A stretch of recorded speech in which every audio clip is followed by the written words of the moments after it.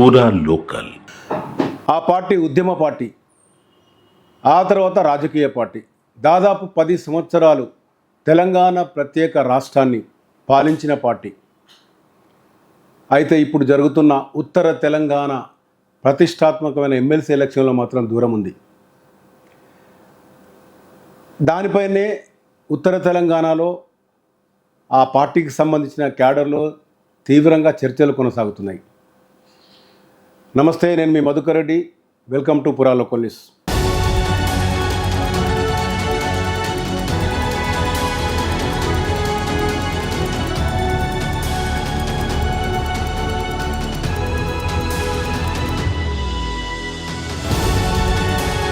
ఉత్తర తెలంగాణను బేస్ చేసుకొని నడుస్తున్న రాజకీయాలన్నీ కూడా ప్రస్తుతం చర్చనీయాంశంగా మారాయి.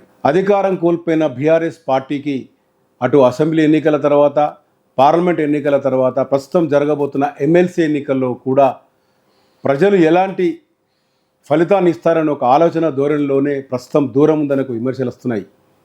పూర్తి వివరాలకు వెళ్తే, ప్రస్తుతం ఎమ్మెల్సీ ఎన్నికలు జరుగుతున్న తరుణంలో కరీంనగర్, నిజామాబాద్, ఆదిలాబాద్, మెదక్ సంబంధించిన ఎమ్మెల్సీ ఎన్నికలు, పట్టభద్రులు, ఉపాధ్యాయులకు సంబంధించి కాంగ్రెస్ పార్టీ, బీజేపీ పార్టీ బరిలోకి దిగి తమ అభ్యర్థులను గెలిపించాలంటూ తీవ్ర ప్రయత్నాలు జరుగుతున్న తరుణంలో మొన్నటి వరకు అధికారంలో ఉన్న బీఆర్ఎస్ పార్టీ పోటీ నుంచి అనూహ్యంగా తట్టుకోవడంతో ఒక్కసారిగా క్యాడర్ అంతా గందరగోళంగా మారింది. తమ అభ్యర్థి బరిలో ఉంటాడని చెప్పి కార్యకర్తలంతా 4 జిల్లాలకు సంబంధించి పూర్తి స్థాయిలో సన్నద్ధమైన పరిస్థితిలో అనూహ్యంగా పోటీ నుంచి తప్పుకోవడంతో ఒక్కసారిగా రాజకీయంగా ఆ పార్టీలో ఒక నిస్వస్థత వచ్చిందని చెప్పొచ్చు.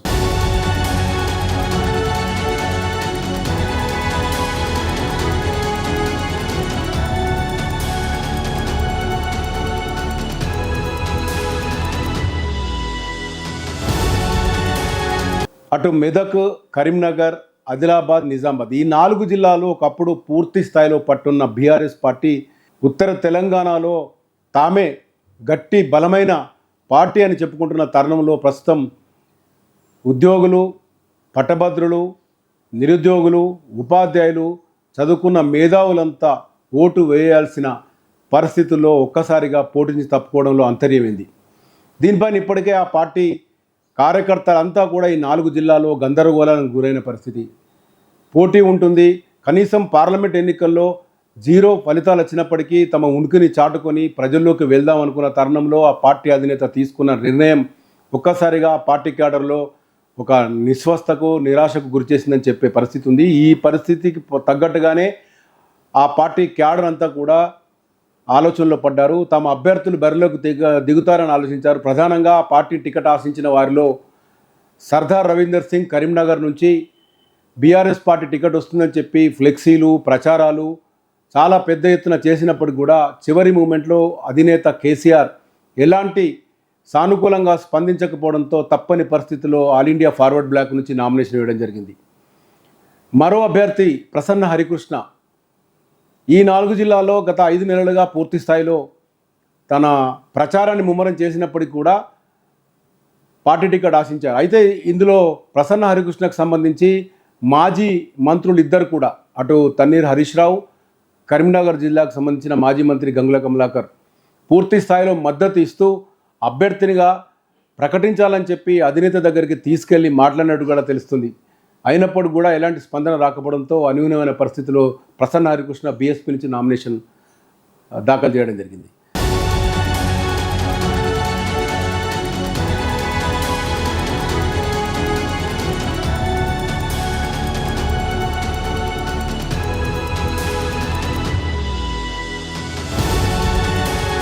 మొత్తంగా ప్రధాన పార్టీ, ప్రధాన ప్రత్యర్థులు, ప్రధాన పోటీదారులు అనుకుంటున్న బీఆర్ఎస్ పార్టీ కరీంనగర్ కేంద్రంగా నడిచిన ఉద్యమ పార్టీ ప్రస్తుతం బరిలోంచి తట్టుకోవడంలో అంతర్యమైంది అనేది ఒక ప్రశ్నగా మిగిలిపోయింది.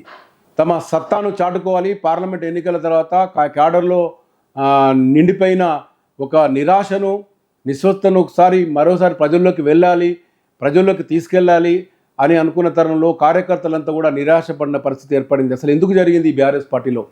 ఓవైపు అధికార పార్టీ కాంగ్రెస్ పూర్తి పరిపాలనలో ఫెయిల్ అయింది, ప్రజల్లో ఆదరణ లేదు, తిరుగుబాటు జరుగుతోంది, ఇచ్చిన హామీలు ఏవి నెరవేరడం లేదని చెప్పి పార్టీ అధినేతలు బీఆర్ఎస్ సంబంధించి ప్రచారాలు, పెద్ద ఎత్తున ప్రెస్ మీటింగులు పెట్టి చెప్తున్న పరిస్థితి. అయితే వచ్చిన అవకాశాన్ని ఎన్నికల ద్వారా నిరూపించుకోవడానికి మాత్రం వెనుకాడు కేసుల్లో అంతర్యమైంది. అయితే గతంలో 10 సంవత్సరాల పాలనలో బీఆర్ఎస్ పార్టీ చేసిన ఏదైతే ఇటు నిరుద్యోగులకు కానీ, ఉద్యోగులకు కానీ, పట్టభద్రులకు కానీ ఇచ్చిన హామీలు నిలబెట్టుకోకపోవడంతో ఈసారి చాలా ప్రత్యేకంగా భావిస్తున్న ఎమ్మెల్సీ ఎన్నికల్లో తమకు ఆదరణ ఉంటుందో లేదో అనే ఒక ఆలోచన ద్వారానే దూరమయ్యారా, పోటీ నుంచి తప్పుకున్నారా అనే ఒక చర్చ కూడా నడుస్తుంది.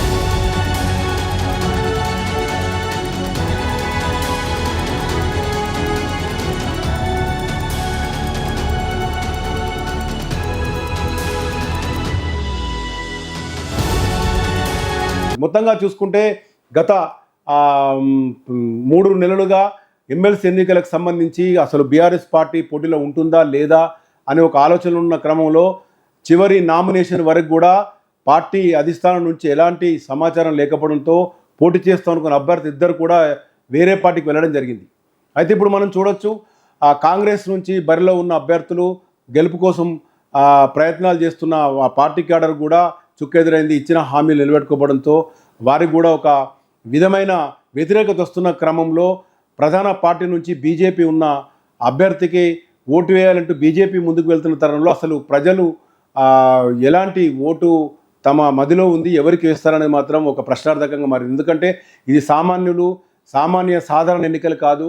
పట్టభద్రులు, మేధావులు, చదువుకున్నవారు, నిరుద్యోగులు, ఉపాధ్యాయులు ఒక క్రీమీ లేయర్ వేయాల్సిన ఓట్లలో గతంలో అధికారం ఉన్న పార్టీ పోటీ నుంచి తప్పుకోగా ప్రస్తుతం బీజేపీ, కాంగ్రెస్ బరిలో ఉన్న అభ్యర్థులను గెలిపించుకోవాలని తిరుగుతున్నారు. అయితే వీటికి ధీటుగా ఇటు బీఆర్ఎస్ నుంచి టికెట్ ఆశించి ప్రస్తుతం ఆల్ ఇండియా ఫార్వర్డ్ బ్యాక్ నుంచి పోటీ చేస్తున్నారు సర్దార్ రవీంద్ర సింగ్ కూడా గతంలో కరీంనగర్ను మాజీ మేయర్గా పనిచేశారు. పార్టీలో చాలా చురుకైన కార్యకర్తగా ఉన్నారు. 4 జిల్లాలో కొన్ని సంబంధాలతో ఉన్న వ్యక్తిగా తాను బరిలో ఉండడం. మరోవైపు ప్రసన్న హరికృష్ణ నిరుద్యోగుల పాలిట అతను ఒక లెక్చరర్గా ఉండి రాజీనామా చేసి బరిలోకి దిగడము, తర్వాత ప్రైవేట్ ఇన్స్టిట్యూట్స్ ట్యూషన్స్ చెప్పి కాంపిటేటివ్ ఎగ్జామ్ కోసం ఒక ఉపాధ్యాయునిగా పనిచేసిన అనుభవం.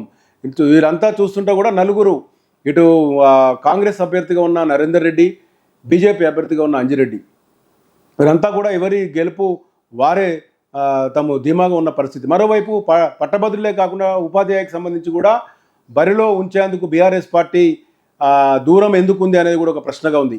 గతంలో ఉపాధ్యాయులకు ఇచ్చిన హామీలన్నీ నెరవేర్చుకోకపోవడంతో ఈసారి తమకు వ్యతిరేకత వస్తుందని చెప్పి ఒక ఆలోచనలో కూడా దూరం ఉన్నట్టుగా తెలుస్తుంది. మొత్తంగా చూస్తే ఈ 4 జిల్లాలకు సంబంధించి బీఆర్ఎస్ పార్టీ ఉత్తర తెలంగాణలో చాలా బలమైన పార్టీగా ఉండి మొన్నటి వరకు అధికారంలో ఉన్న పార్టీ ఈసారి ఎన్నికలకు దూరం ఉండడంతో ఆ పార్టీ క్యాడర్ అంతా కూడా ఒక విధమైన నిరాశకు లోనై అసలు ఎవరికి ఓటేద్దాం అనేది కూడా ఒక సందిగ్ధమైన వాతావరణం ఏర్పడింది. అసలు ఓవైపు కాంగ్రెస్ బీజేపీకి సపోర్ట్ చేస్తుంది అని విమర్శలు చేస్తుండగా బీజేపీ మాత్రం కాంగ్రెస్కు సపోర్ట్ చేస్తుంది బీఆర్ఎస్ పార్టీ అనేది ఒక విమర్శ కూడా. మొత్తంగా ఉత్తర తెలంగాణ బేస్గా జరుగుతున్న ఎలక్షన్లో పరస్పర ప్రధాన పార్టీల విమర్శలతో పాటు అనూహ్యంగా పోటీ నుంచి తప్పుకున్న బీఆర్ఎస్ పరిస్థితి ఒక సందిగ్ధ వాతావరణం చెప్పచ్చు.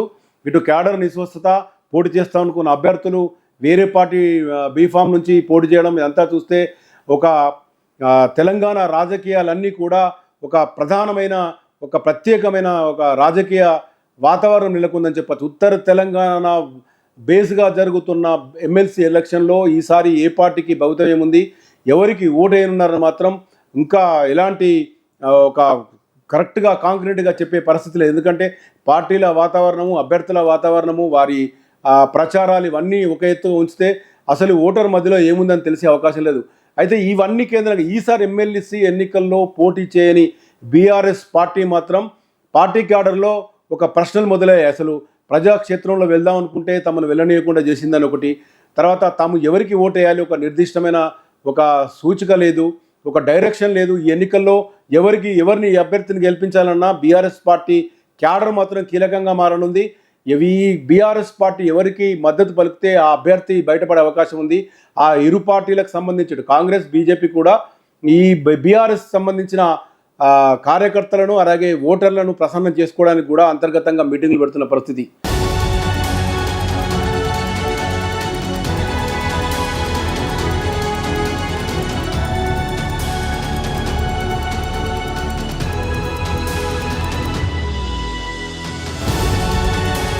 ఎమ్మెల్సీ ఎలక్షన్లు తెలంగాణలో, ఉత్తర తెలంగాణలో ప్రధానంగా జరుగుతున్న ఈ ఉపాధ్యాయ పట్టభద్రుల ఎన్నికల్లో కాంగ్రెస్కు బీజేపీకి ఒక అగ్ని పరీక్ష కాగా పోటీ నుంచి తప్పుకున్న బీఆర్ఎస్ పార్టీ మాత్రం ఒక ప్రశ్నార్థకంగా మిగిలిందనే ఒక చర్చ కూడా జరుగుతుంది. ఇది మొత్తంగా ఉత్తర తెలంగాణలో బీఆర్ఎస్ పార్టీ పరిస్థితి ఓవైపు, మరోవైపు పోటీలో ఉన్న ప్రధాన పార్టీలకు సంబంధించి కూడా ఒక చర్చలు జరుగుతున్న క్రమం. ఎవరు గెలుస్తారు, ఎవరు ఓడిపోతారు, అసలు ఈ ఓటర్లు ఎవరిని ప్రసన్న చేసుకున్నారు మాత్రం ఇంకా 10 రోజుల్లో జరగబోయే ఎన్నికల్లో ఫలితాలు వచ్చే వరకు కూడా వేచి చూడాల్సిన పరిస్థితి. ఇది ఇక్కడున్న తాజా పరిస్థితి. కెమెరా పర్సన్ మైదర్తో మధుకర్ రెడ్డి, పురాలో కొల్యూస్, కరీంనగర్.